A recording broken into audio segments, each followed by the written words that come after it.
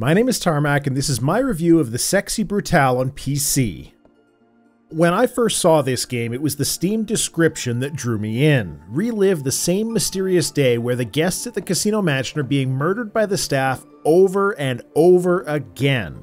It's a game where you see an angled view of each room individually, controlling a masked preacher who must save all of the guests at a masquerade ball through clever thought and making sure that you use time to your advantage. So it's a time manipulation game, but they were a bit more slick than just that. The game takes place over a single day with a sprawling mansion full of action and precisely coordinated actions going on. The same scenes will play out in the same rooms at exactly the same time of day every day, unless you take actions yourself to change what happens. And while objects you may pick up throughout the day get removed from your inventory when the day ends, or you choose to reset the day yourself, any knowledge that you've gained remains. And without spoiling anything, let me just say that it is often important that you see or hear something at a particular time in a particular place in order to progress. The guests in the mansion all wear masks, just like you do, as one would expect from a masquerade ball. And while the guests don't see and react to you themselves, the masks, on the other hand, take on an eerie red glow and come after you if you happen to step into a room while it's occupied.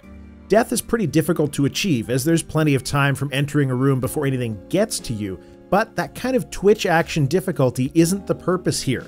These masks halt time when they see you and prevent interaction with anything but doors, which is just a simple reminder to the player that the point of the game is to prevent the murders indirectly, interacting with the world in some way before a guest meets their untimely, or I suppose more aptly, their very timely demise. And as you save each guest throughout the story, a mask is rewarded to you, giving the player expanded powers like being able to listen more intently to whispers or pick locks. And through those expanded powers, new areas of the mansion become available to use. And in addition to all of that, there's a mechanic where you can look through keyholes to get a narrow adjusted view of the room, that you can look left or right to see what's going on behind the door, and a nice flame effect when you approach a door with someone in the room to let you know that you probably shouldn't enter right now. I am avoiding much in the way of story discussion, as this is the kind of game that is very easy to spoil. So all you really need to know is that the story goes a fair bit deeper than you may expect, and concludes with some real dark themes with a completely satisfying ending.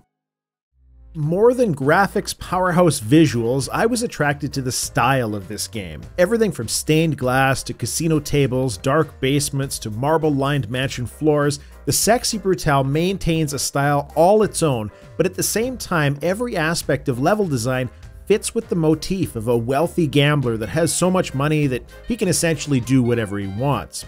The well-positioned and designed UI leaves little confusion for the player in figuring out exactly what they're doing or where they need to explore next on the map. And while the effects aren't going to tax a GTX 1070 card like I use for my reviews, every visual effect looks on point and great when combined with the overall aesthetic. Outside of some minor issues I'll talk about in a moment, I maintained a buttery smooth 60 frames per second at 1080p.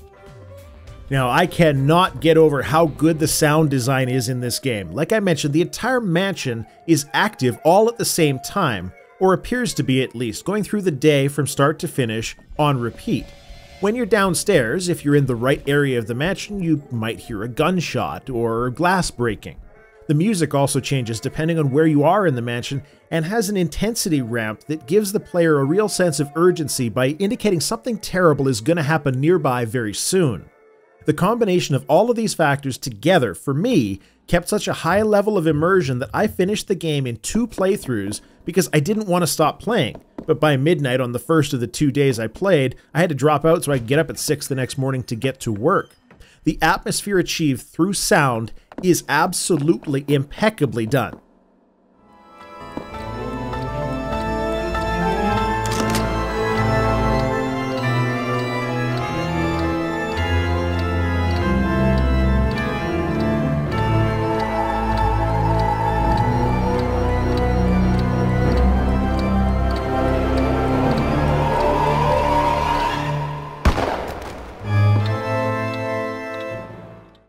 For For options, you're not going to find any customization here. Graphics are limited to normal resolutions and then full screen or windowed mode. Sound options are limited to effects and music sliders, and as the game has no voiceover, this is fine.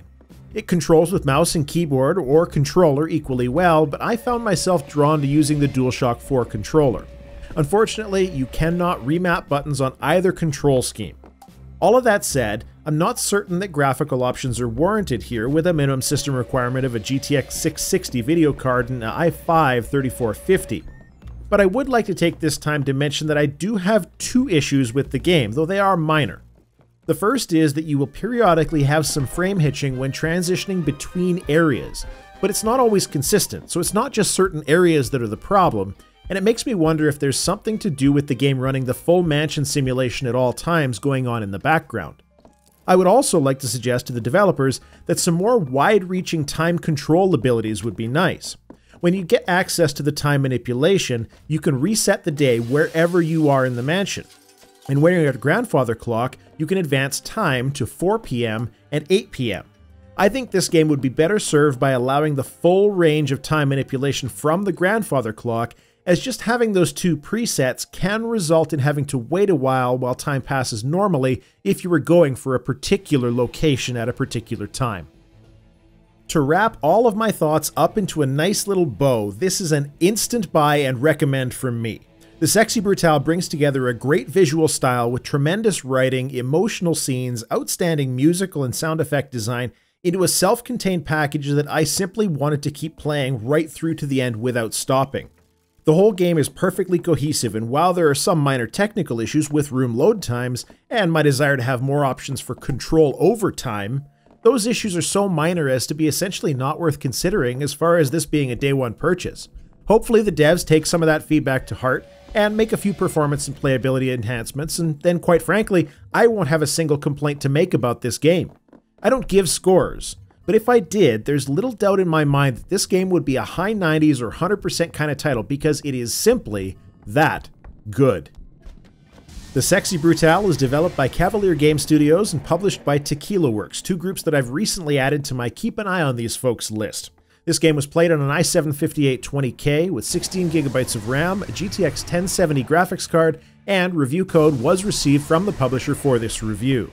The game released on April 11th for PC via Steam. It's also on Xbox One and PlayStation 4 with a base price of $20 US. And while I've seen some criticism over its length, I'd just like to remind people that most don't balk at a game that is $60 with 20 hours of content. So a $20 game for 6 to 7 hours is pretty well the same ratio. Only most 20-hour or longer games have a lot of fluff, of which there is very little in this title. In fact, for the completionists in the audience, there are excellently written lore pieces that you pick up throughout this game if you want to take your time and unlock all of the backstory to the macabre mansion.